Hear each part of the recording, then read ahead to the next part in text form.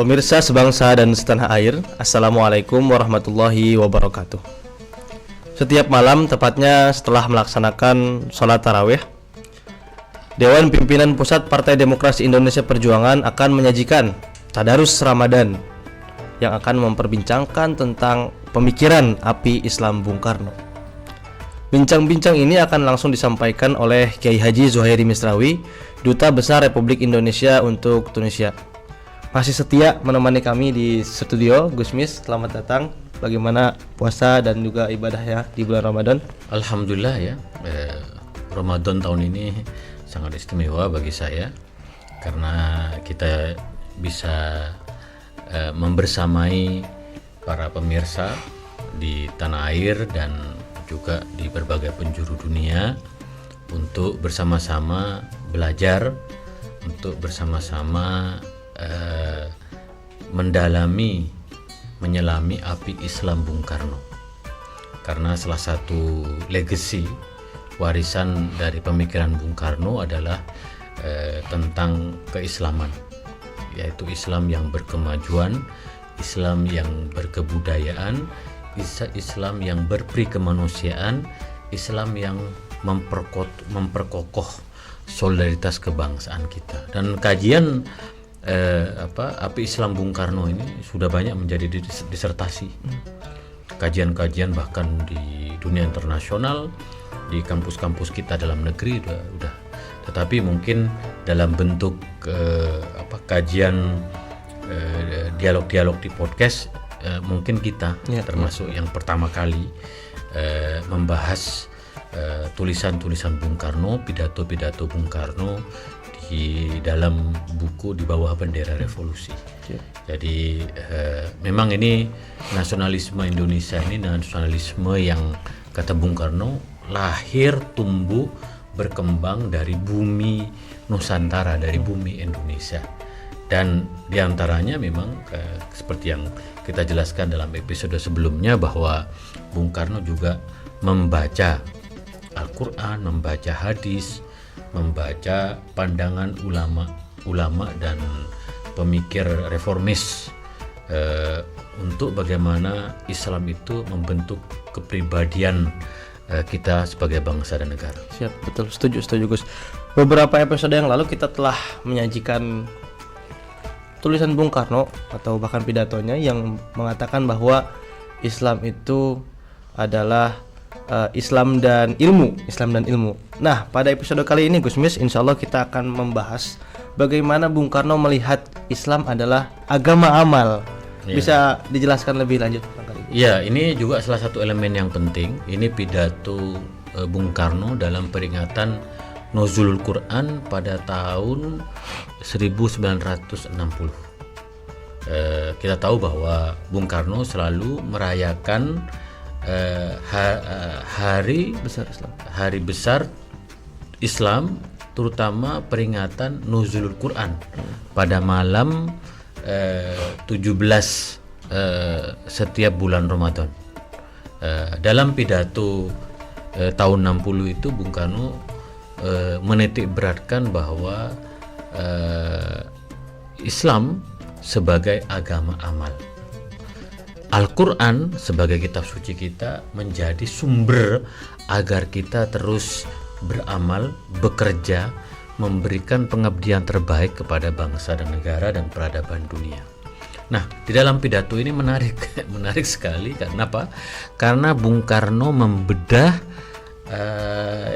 isi dan kandungan dari surat Al-Fatihah. Secara harfiah Bung Karno mengatakan bahwa esensi Al-Quran itu ada 6.666 ayat Al-Quran itu. Dan kalau kata para ulama, dan Bung Karno mengutip pandangan ulama, kalau kita ingin melihat rangkuman Al-Quran itu ada pada surat Al-Fatihah. Gitu. Surat Al-Fatihah itu rangkuman dari seluruh kandungan Al-Quran. Kalau ingin diperas lagi, kandungan Al-Quran itu pada kalimat Bismillahirrahmanirrahim. Nah, ini yang sungguhnya disampaikan dalam pidato Bung Karno.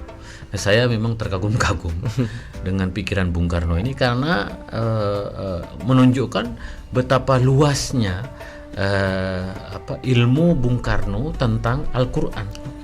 Bahkan tentang tafsir Al-Qur'an. Gitu. Karena saya juga seperti yang saya katakan, saya juga meneliti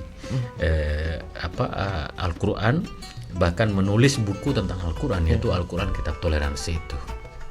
Nah, Bung Karno mengatakan, coba kalau kita membaca surat Al-Fatihah, Alhamdulillahirabbil alamin. Segala puji bagi Allah, Tuhan semesta alam. Alhamdulillahirabbil alamin, Ar-Rahmanir-Rahim, yang Maha Pengasih dan Maha Penyayang. Malik Yaumiddin, pemilik hari akhir, Yaumiddin. Iyyaka na'budu wa iyyaka nasta'in. Kami menyembah kepadamu dan kami juga meminta pertolongan kepada. Ihdinas siratal mustaqim, tunjukkan kami kepada jalan yang lurus, siratal ladzina an'amta 'alaihim ghairil maghdubi 'alaihim waladdallin, yaitu jalan yang kamu berikan kepada mereka, jalan yang tidak dimurkai oleh kalian. Bung Karno menjelaskan satu persatu dari ayat ini. Tetapi esensinya kepada kata Bung Karno itu mengatakan bahwa surat Al-Fatihah itu memberikan keteguhan bahwa kita harus beramal, kita harus bekerja, kita harus mengabdi setulus-tulusnya untuk kepentingan bersama. Bung Karno menjelaskan kepada iyyaka na'budu wa iyyaka nasta'in, bahwa kita beribadah dan minta kepada. Tapi ihdinas siratal mustaqim, tunjukkan kita kepada jalan yang benar. Ihdinas siratal mustaqim, itu doa kita agar kita diberikan petunjuk kepada jalan yang benar.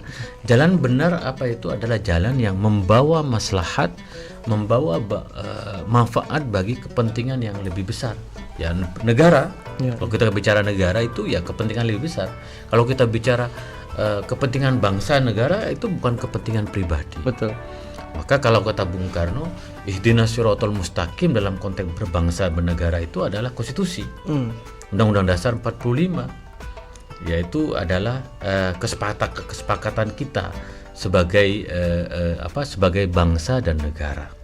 Nah, memang ini semacam peringatan kepada kita semua ya. Saya kadang berpikir ya, kita setiap hari itu minimal 5 kali membaca surat Al-Fatihah dalam sholat. Karena dalam mazhab Syafi'i itu membaca surat Al-Fatihah itu wajib. Dalam mazhab Hanafi tidak. Mazhab Hanafi kalau kita sholat tidak wajib membaca surat Al-Fatihah. Ini untuk pemirsa aja supaya tahu gitu bagaimana pandangan kita dalam membaca. Kita yang Syafi'i ini wajib membaca surat Al-Fatihah. Nah, tapi pertanyaannya kalau kita merefer kepada pemikiran Bung Karno, karena Bung Karno mengatakan surat Al-Fatihah itu apinya Islam. Surat Al-Fatihah itu apinya Islam. Bahwa kita semua ini harus meminta petunjuk kepada Tuhan agar selalu berada pada siratal mustaqim, jalan yang benar itu. Jalan yang benar itu apa? Jalan yang dirahmati Tuhan, jalan yang menjadi cita-cita dan tujuan kita bersama sebagai bangsa. Kalau kita dalam bernegara, apa itu? Konstitusi gitu. Karena itulah kesepakatan bersama, nilai-nilainya sangat baik. Di dalamnya ada juga tentang bagaimana kita meneguhkan komitmen kita terhadap Pancasila. Dan saya mulai berpikir, apakah kita umat Islam yang setiap hari membaca Al-Fatihah, hafal surat Al-Fatihah di luar kepala, apakah kita juga mempunyai pemahaman terhadap surat Al-Fatihah ini?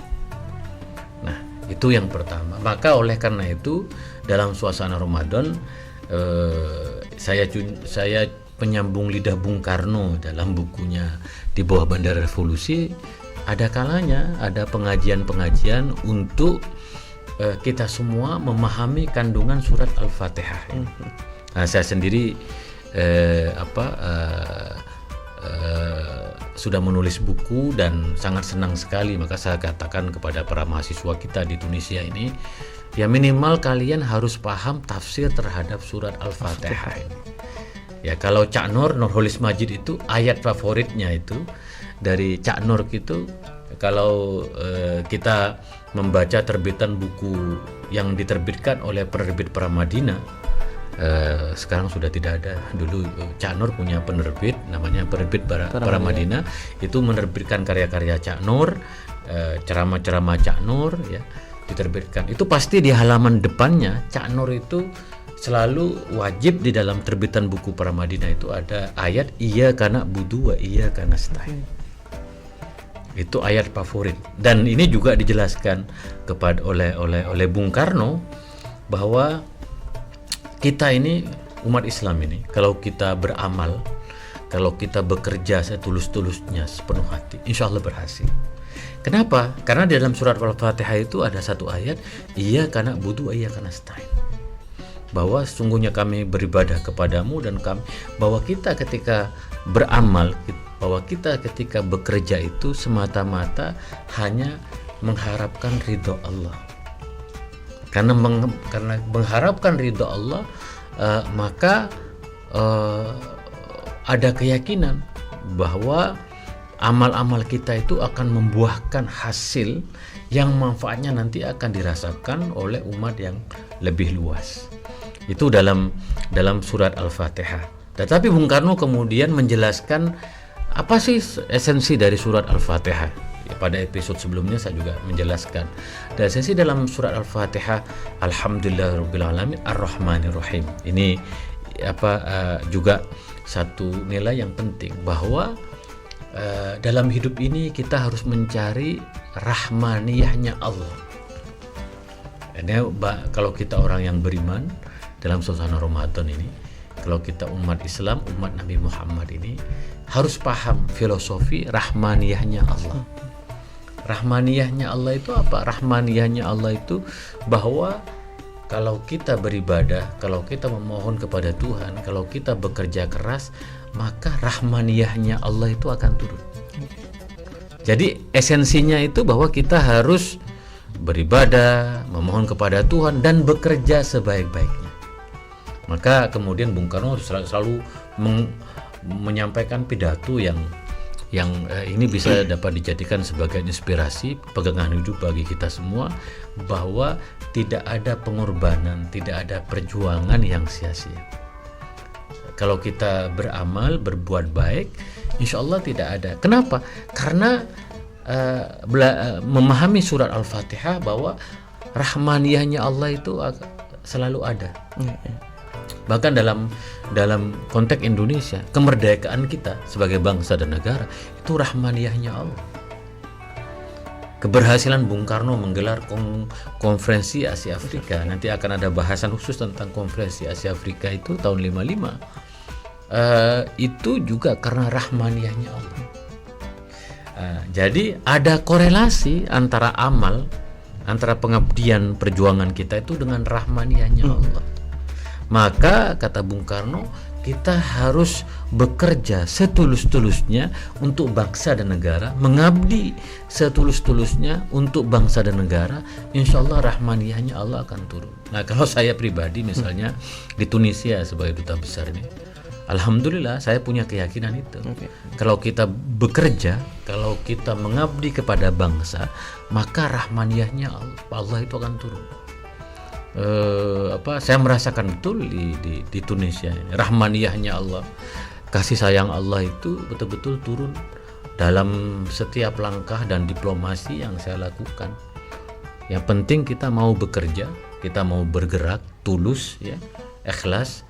Kalau kata Bourguiba itu, Bourguiba bapak proklamatornya Tunisia itu, ada satu prinsip yang sekarang orang Tunisia selalu mengutipnya itu, al-ikhlasu fil qaul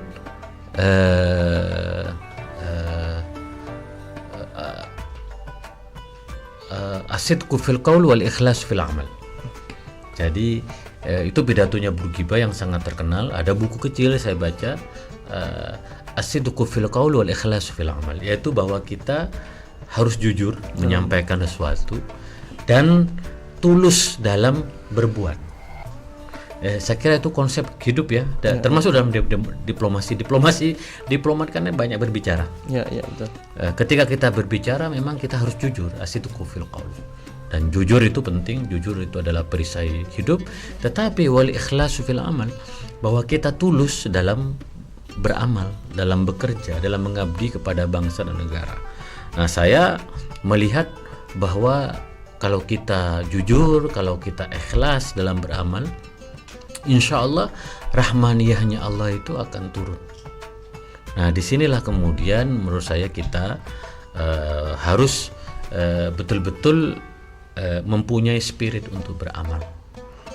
Kita beribadah ini selama sebulan ini supaya spiritualitas kita, iman kita kepada Allah semakin kokoh, semakin tebal, semakin baik. Untuk apa? Untuk amal. Nah, makanya di dalam Al-Quran itu innalladzina amanu wa amilus solihat, sesungguhnya orang-orang yang beriman dan beramal saleh. Pada episode sebelumnya kita bicara tentang pentingnya iman tadi. Tetapi iman itu di dalam Al-Quran selalu disandingkan dengan amal soleh. Innalladzina amanu wa amilus solihat wa qul i'malu fasayarallahu amalakum, dan katakanlah hendaknya kalian berbuat, beramal, dan Allah akan melihat setiap amal-amal kalian. Saya kira Bung Karno benar ya, bahwa amal itu yang menjadi tabungan kita dalam hidup. Maka dalam konteks berbangsa dan bernegara, kita sudah punya Undang-Undang Dasar 45 ini. Undang-Undang Dasar ini sejatinya menjadi pedoman agar kita bisa bekerja sebagaimana tertera dalam Undang-Undang Dasar 45 itu.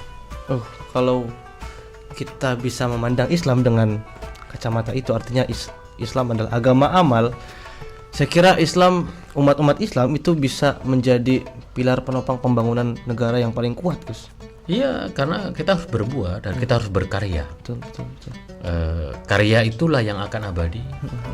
Maka Bung Karno sangat menekankan itu. Karena kalau kita cinta tanah air, kita memang harus mengabdi. Dalam pengabdian itu ada karya. Dan karya-karya itu yang harus terus kita lanjutkan untuk generasi yang selanjutnya. Maka sebagai politisi, sebagai cendekiawan, sebagai ulama, ya, kita harus berkarya terus untuk generasi yang akan datang itu. Nah, amal-amal ini yang akan abadi. Orang ketika meninggal dunia yang dilihat apa? Amal-amalnya, kebaikan selama hidup. Dan kita sekarang berbuat saat ini, atau saya sebagai duta besar beramal saat ini untuk dilihat pada generasi yang selanjutnya. Amal-amal kita ini yang kerja-kerja diplomasi misalnya itu penting. Saya beramal, berbuat untuk generasi yang selanjutnya, bahwa generasi sebelumnya sudah beramal, melahirkan karya-karya besar, dan generasi selanjutnya harus meneruskan amal-amalnya gitu. Dan ini tantangan bagi generasi milenial. Saya kira generasi milenial harus melahirkan karya-karya besar. Dan untuk melahirkan karya-karya besar itu memang harus punya satu pemikiran, satu konsepsi, satu program-program yang implementatif, dan itu semua bisa. Kita bisa juga belajar dari bangsa-bangsa yang lain. Peradaban Yunani, peradaban Romawi, peradaban Islam. Peradaban besar itu dikenang karena karya-karyanya, karena amal-amalnya. Amal-amal beda dengan omon-omon. Ini perlu ditegaskan gitu. Kalau hanya omon-omon semua bisa. Iya. Amal ini sesuatu kerja yang nyata, yang itu bisa menjadi pedoman, bisa menjadi cermin untuk kemudian terus ditingkatkan dalam berbagai bidang itu. Iya. Terakhir Gus, barangkali bagaimana Gus Mis melihat masyarakat yang memandang bahwa Islam itu hanya sebuah agama ibadah, jadi dia sholat, cuman zikir tiap hari untuk menunggu rahmaniyahnya Allah tadi guys. Rahmaniyahnya Allah itu kadang dipandang sebagai pemberian cuma-cuma tanpa kita melaksanakan amal. Iya, Bung Karno mengingatkan dan Bung Karno banyak mengutip Al-Quran, innallaha la yughayyiru ma biqaumin hatta yughayyiru ma bi anfusihim. Bahwa Allah itu tidak akan mengubah nasib suatu kaum. Yang mengubah nasib suatu kaum itu adalah kita sendiri, yaitu amal kita. Maka Bung Karno banyak mengkritik mereka-mereka yang mengharap bahwa rahmaniyullah itu akan turun saja secara tiba-tiba dari langit. Tidak mungkin, karena Al-Quran sudah menegaskan rahmaniyullah itu akan turun sejauh mana usaha kita, sejauh mana amal-amal kita. Definisi amal, orang amal itu sendiri-sendiri tidak. Apa yang kita definisikan amal itu adalah amal, dalam bahasanya Syekh Thohir bin Asyur itu adalah al-amal al-jama'i, kerja kolektif. Ya, konteks bangsa, dalam konteks bangsa itu kan apa yang kita kerjakan itu akan berdampak pada masyarakat yang lebih luas, ya kan? Membangun universitas, ya. Program-program infrastruktur untuk universitas, saya melihat di kampus-kampus kita sudah sangat luar biasa. Itu amal-amal yang akan dikenang sepanjang masa, ya kan? Renovasi Masjid Istiqlal, membangun jembatan toleransi antara Masjid Istiqlal dengan katedral, itu amal yang luar biasa, karena itu meneguhkan pentingnya toleransi, harmoni, koeksistensi antar umat beragama. Itu abadi amal-amal itu. Lalu kemudian membangun waduk, ya. Waduk itu kan untuk pertanian. Betul. Nah, amal membangun waduk itu dampaknya sangat besar sekali bagi masyarakat kita, karena memberikan kesempatan bagi para petani untuk bercocok tanam, dan hasil cocok tanamnya itu membawa keberkahan bagi rakyat dan bagi para petani itu sendiri, ya. Seperti renovasi sekolah-sekolah yang bangunannya rusak misalnya, itu amal yang dampaknya bagi anak didik kita belajar lebih nyaman,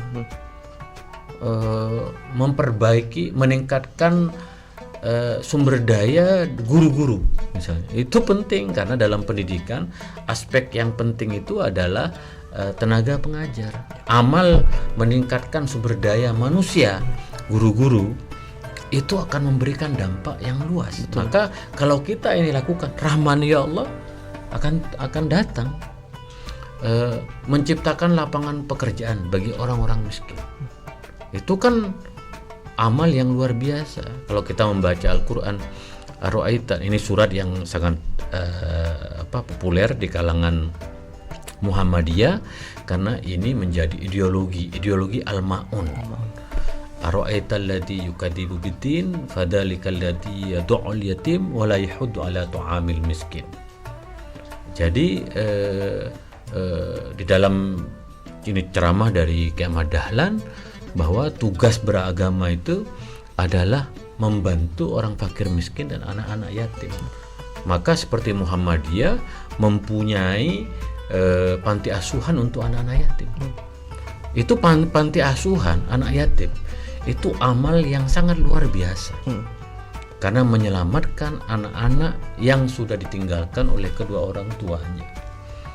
Dan itu apa yang dikerjakan, saya menjadi saksi, panti asuhan yang dimiliki oleh Muhammadiyah banyak membantu di kampung-kampung di Jakarta. Saya melihat langsung mendirikan pesantren yang sekarang di Indonesia jumlahnya ada kurang lebih 40.000 pesantren. Sebagian besar Nahdlatul Ulama, dan ada juga yang milik dari Muhammadiyah, ada Persis dan lain-lain. Pondok pesantren itu amal yang sangat abadi untuk Indonesia dan dunia. Ya saya ini Hasib juga lulusan dari pesantren. Ya, maka alhamdulillah berkahnya dari pesantren ini sangat luar biasa. Banyak orang-orang pesantren yang berperan dalam konteks nasional kita, kebangsaan kita. Saya alumni pesantren. Amal-amal itu yang meneguhkan kembali kita sebagai umat manusia, meneguhkan kembali bahwa peradaban itu harus abadi. Maka memahami Islam sebagai agama aman, memahami Al-Quran sebagai kitab suci yang meneguhkan pentingnya amal, maka kita umat Islam harus beramal sebanyak-banyaknya, sebaik-baiknya untuk menjemput rahmaniyahnya Allah. Nah, karena kalau kita refleksikan sekarang, Indonesia ini kan dipuji kalau saya di Tunisia ini dipuji itu bagaimana negara sebesar Indonesia. Karena di Tunisia jumlah penduduknya cuma 11 juta, 12 juta. Kita 285 juta. Mereka berbilang, gimana makannya? Gimana tempat tinggalnya? Ya kan? Tetapi alhamdulillah karena amal-amal kita ini di Indonesia ini, amal dari pemerintah, amal dari ormas-ormas, amal dari orang-orang kaya, amal dari kita semua, maka Indonesia ini menjadi negara yang kokoh. Kita alhamdulillah masih bersatu dan akan terus bersatu, dan kita terus membangun Indonesia, alhamdulillah, dan kita memberikan sumbangsih kepada peradaban dunia. Nah, amal-amal ini yang akan menjadikan Indonesia kita semakin jaya, semakin kuat, semakin kokoh, dan sekali lagi api Islam Bung Karno ini dapat menjadi semacam kekuatan kita untuk terus beramal dalam konteks berbangsa dan bernegara. Dan selebihnya kita percaya bahwa kata Bung Karno, rahmaniyahnya Allah itu akan turun kepada kita semua. Dan saya sekali lagi sangat senang ya kalau generasi muda membaca kembali buku kitab Di Bawah Bendera Revolusi. Saya alhamdulillah sangat senang sekali bisa berjumpa dengan bisa membaca buku Bung Karno ini, bisa membandingkan antara pemikiran Bung Karno dengan pemikiran tokoh-tokoh bangsa. Jujur kalau kita membaca Di Bawah Bendera Revolusi ini, kita bangga sebagai bangsa karena Bapak Proklamator kita mempunyai pemikiran yang sangat cemerlang, yang sangat istimewa, yang bisa dijadikan tuntunan bagi kita semua, petunjuk untuk menyelami kehidupan masa kini, masa lalu, masa akan datang. Dan kita sebagai pejuang-pejuang ini, kita harus mempunyai gagasan, dan gagasan ini akan mengantarkan kita kepada tanah harapan, kepada cita-cita, kepada mimpi kita semua. Dan sekali lagi saya berharap generasi muda, kalangan milenial ini dapat menjiwai api Islam Bung Karno. Untuk apa? Untuk kita jadikan Indonesia ini sebagai negeri Indonesia Raya, negeri yang terus menjalankan misi kemanusiaan, misi peradabannya. Dan kita percaya sekali lagi bahwa rahmaniyahnya Allah akan selalu turun di Indonesia tercinta kita. Baik. Terima kasih banyak Gus Mis atas waktunya, atas penjabarannya. Rekan-rekan sekalian sebangsa dan setanah air, di momentum bulan Ramadan ini selain kita banyak beribadah mempertebal keimanan, semoga suasana Ramadan ini juga meneguhkan kita untuk kembali memupuk strategi untuk beramal yang lebih banyak, beramal yang lebih baik, guna kita sampai kita mendapat rahmaniyahnya Allah. Terima kasih banyak rekan-rekan telah masih menyaksikan episode Tadarus Ramadan. Semoga teman-teman masih bisa menyaksikan Tadarus Ramadan pada episode-episode selanjutnya. Wassalamualaikum warahmatullahi wabarakatuh. Salam Pancasila. Salam Pancasila. Merdeka. Merdeka.